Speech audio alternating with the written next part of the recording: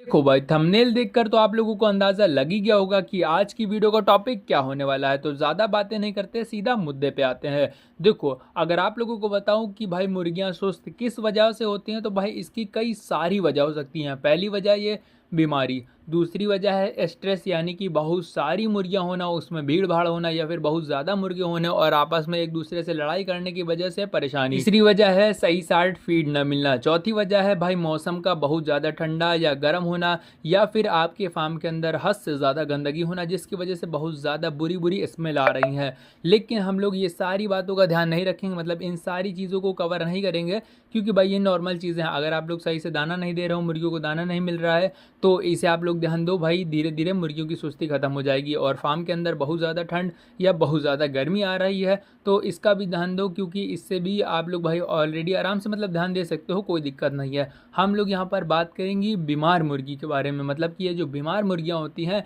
ये अगर सुस्त होती हैं तो भाई कैसे पहचाने कि इसमें क्या दिक्कत है, या फिर अगर हमें कुछ भी समझ में नहीं आता कि किस वजह से हमारी मुर्गी सुस्त है, तो उसका हमें क्या प्रॉपर इलाज करना चाहिए। तो इसी के ऊपर आज बात करेंगे भाई। और अगर दाने की कोई कमी आ रही है फार्म के अंदर, तो भाई उसे भी आप लोग ध्यान दे लो और वो सब ठीक हो जाएगा। और भीड़ बहुत ज़्यादा है तो अपने फार्म के अंदर के से थोड़ी सी मुर्गियाँ कम कर दो या एरिया बढ़ा दो, या लास्ट ये हो सकता है कि आप लोग फ्री रेंज खोलने का कोई तरीके से इंतज़ाम कर लो, यानी कि बाहर थोड़ा सा बैरिगेटिंग वगैरह कर दो, ग्रीन वाला नेट लगा दो, या फिर जैसा आप लोग व्यवस्था कर पाओ बाहर खोलने की वो कर दो। तो इससे क्या होगा, स्ट्रेस थोड़ा उनकी बॉडी का कम पड़ेगा, उन्हें प्रॉब्लम थोड़ा कम पड़ेगी, स्ट्रेस कम आएगा, तो भाई दिन खुद ब खुद वो खाना पीना भी सही से शुरू कर देंगी। और अंडे का परसेंटेज अगर गिर रहा होगा तो वो भी बेहतर आने लगेगा, और जो उसकी सुस्ती है मुर्गी की, मतलब एक किनारे बैठे रहना, खड़े रहना, भाई वो भी खत्म हो जाएगी। चलो अब बात करते हैं मुद्दे की, यानी कि जो बीमार मुर्गियां होकर एकदम सुस्त होकर किनारे खड़ी हो जाती हैं और ना ज़्यादा चरती फिरती हैं, उसके अलावा ना खाना खाती हैं और ना ही अंडे देती हैं, कुल मिला के एक तरीके से पूरी तरीके से बीमार हो जाती हैं। तो उसको हम लोग कैसे पहचाने कि भाई हमारी मुर्गियों को क्या हुआ है, भाई क्यों सोचता है, इसके लिए हमें क्या करना होगा। देखो, कभी कभी क्या होता है कि जो सीआरडी वगैरह है या फिर इनको छींक बहुत ज़्यादा आ रहा होता है, तो इस वजह से ये भी बीमार रहती हैं। तो सीआरडी वगैरह की दिक्कतें ऐसी हैं कि जो कि आप लोग दूर से देख के पहचान जाओगे कि इन्हें सीआरडी हुआ है। सीआरडी का मतलब ये होता है कि मुर्गियाँ मुंह खोल खोल कर ऊपर की तरफ सांस लेने लगती हैं और खाना नहीं खाती, लगातार सांस लेती जाती हैं, इन्हें छींक भी आती है काफ़ी ज़्यादा, और उसके अलावा इनकी नाक के पास, चोंच के पास और आंखों से थोड़ा थोड़ा सा पानी टपकने लगता है। तो ये जो प्रॉब्लम है, इसकी वजह से अगर सुस्त है तो आप लोग इसे देख सकते हो और इजीली पहचान भी सकते हो कि आपकी बर्ड को क्या हुआ है। तो इसके लिए एंटीबायोटिक्स वगैरह आती हैं, वैसे तो अभी और आगे चीज़ें बताने वाला हूँ। दूसरी चीज़, अगर आप लोगों को सीआरडी वगैरह नहीं समझ में आ रही और मुर्गियों की न छींक आ रही है, न मुँह खोलकर ऊपर सांस ले रहे हैं, तो उसके लिए आप लोगों को ये करना होगा कि भाई अपना जो बर्ड जो आपको सुस्त लगे, उसे उठाकर सबसे पहले उसकी आंखों को चेक करना है, कहीं पानी वगैरह तो नहीं आ रहा है, फिर उसकी चोंच को देखना है, वहाँ से भी कोई पानी तो नहीं आ रहा है। और अगर इन सब चीज़ों से भी पता नहीं चल रहा, तो क्या करना है कि उसकी जो चोंच है उसको अपने कान के पास लेकर आना है और उसकी जो सांस चल रही है उसको ध्यान से महसूस करना है, मतलब कि एकदम नॉर्मल हवा निकल रही है, या फिर कभी कभी ऐसा होगा कि उसमें खर खर करके आवाज़ आएगी, जो कि अपने कान के पास आप जब लेकर आओगे तभी आप लोगों को समझ में आएगी। तो अगर ऐसा कुछ आ रहा है तो भाई उसे गले से रिलेटेड कोई प्रॉब्लम हुई है, चाहे वो जुकाम जकड़ा कुछ भी हो सकता है। तो इसकी वजह से भी दाना खाना मुर्गियां छोड़ देती हैं, खासकर पानी पीना छोड़ देती हैं और धीरे धीरे सुस्त होने लगती हैं। और हाँ, अगर सर्दी का मौसम है तो आप लोगों को टाइम टाइम पर पानी चेंज करना होगा, मतलब जितना हो सके ताज़ा पानी रखो, तभी मुर्गियाँ पानी भी सही से पियेंगी, और पानी पियेंगी तो भाई आप लोगों को पता है गर्म दाना होता है, जिसकी वजह से अगर ये पानी मतलब दाना खाएंगी और पानी की इनको नीड होगी ज़्यादा से ज़्यादा, लेकिन पानी ठंडा होने की वजह से ये पानी नहीं पियेंगी तो इनको प्रॉब्लम होगी। और सेम चीज़ यही होता है गर्मी में, दाना गर्म होता है, अगर आप लोग इनको दाना देते हो उसके बाद इन्हें प्यास लगती है, और जब ये पानी बहुत ज़्यादा गर्मी में गर्म हो जाता है तो इससे भी प्रॉब्लम होती है, ये ज़्यादा पानी नहीं पीती। तो यानी कि सर्दी गर्मी में आप लोगों को ये ध्यान रखना है कि पानी का जो टेम्परेचर है जिसमें आप इनको दे रहे हो,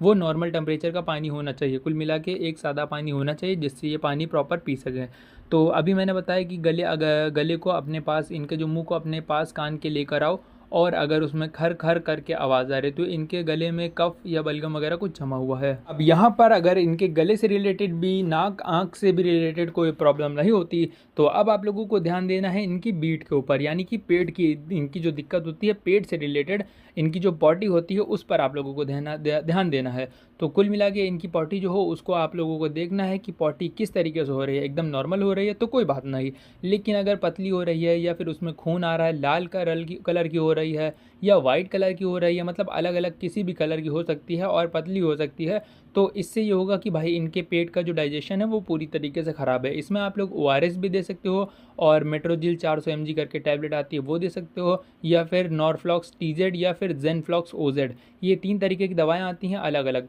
तो इन तीनों में से किसी एक को आप लोग दे सकते हो। वैसे शॉर्ट में एक वीडियो में प्रॉपर बना दूंगा कि कौन सी दवा कितनी मात्रा में देनी है। और यहाँ पर एक चीज़ का ध्यान और देना है कि इनकी जो बॉडी जो पॉटी है उसको ध्यान देना है कि अगर पतली हो रही है चलो ठीक है, लेकिन पतली हो रही है उसमें अगर धागे जैसा आप लोगों को कुछ नज़र आता है तो समझ जाना कि इनके पेट में कीड़े हैं। कीड़े का मतलब ये हुआ कि भाई इनको जो भी आप खिलाओगे वो सारा का सारा कीड़े ही खाएंगे, ना तो इनकी ग्रोथ बढ़ेगी, और अगर ये प्रोडक्शन पे होंगी यानी कि अंडे दे रही होंगी तो इनका एक का जो प्रोडक्शन है, अंडे देने का जो स्तर है वो भी कम होता नज़र आएगा आप लोगों को। कुल मिला के बस इतना ध्यान देना है कि भाई पॉटी में अगर धागे जैसा नज़र आया तो भाई बहुत जल्दी आप लोग इनको जो डिवॉर्मिंग वाले सिरप आते हैं यानी कि पेट की कीड़े निकालने वाले सिरप आते हैं, दवाएं आती हैं, उनको तुरंत देना। और कौन सी दवा या फिर उस पर डिटेल्ड वीडियो चाहिए तो बस खाली कमेंट कर देना भाई, एक एक करके सारी बीमारियों के रिलेटेड वीडियोज़ इनकी बनाकर डाल दूंगा। तो यही कुछ सिम्टम्स हैं जिनकी वजह से ऐसी सुस्त वाली प्रॉब्लम आ जाती है। पहली चीज़ है पेट की, दूसरी चीज़ है इनको कोई बीमारी होना, तीसरी चीज़ है कफ वगैरह कुछ हो जाना, CRD वगैरह कुछ हो जाना, इसके अलावा बहुत ज़्यादा आपके फार्म के अंदर भीड़ होना। इसकी वजह से मुर्गियों को स्ट्रेस होता है, बहुत ज़्यादा गर्मी या ठंडी, या फिर पानी इनको सही से नहीं मिल रहा है, या फिर इनको लाइट का जो मैनेजमेंट है वो सही से नहीं मिल रहा। तो कुल मिला के यही छोटी छोटी सी चीज़ें हैं, इन पर आपको ध्यान देना होगा कायदे से। अगर इन पर आप लोगों ने कायदे से ध्यान दे दिया तो भाई जो भी बीमारी होगा वो आप लोगों को पता चल जाएगा। और अगर बीमारी नहीं है, और हाँ एक चीज़ तो आपको बताई नहीं भूल गया, मान के चलो ये सारी चीज़ें आप लोगों ने ध्यान दे ली, मतलब मुर्गियाँ भी कम है, टेम्परेचर भी ठीक है, पानी भी ठीक है, बीमारी भी कोई नहीं, पेट भी सही है, उसके अलावा भी आप लोगों को समझ ही नहीं आ रहा कि आपका बर्ड सुस्त क्यों है, तो उसके लिए आप लोग अगर देसी दवा देना चाहो तो उसके लिए आप लोग ये कर सकते हो, थोड़ा सा अदरक, थोड़ा सा लहसुन और उसमें शहद मिला के तीनों चीज़ को पीस कर, चाहो तो जूस की तरीके बना के निकाल लो, या फिर पीस कर किसी तरीके थोड़ा थोड़ा सा इनके जो बर्ड सुस्त है उसे खिला सकते हो। और बात करें अंग्रेज़ी दवा की तो भाई बेस्ट दवा है लेक्सिन पाउडर या फिर नियोडॉक्स पाउडर, जो स्टार्टिंग के लिए बहुत बेहतर है। अगर छोटा मोटा कोई भी बैक्टीरिया इनकी बॉडी में होगा और आप लोगों को समझ में नहीं आ रहा होगा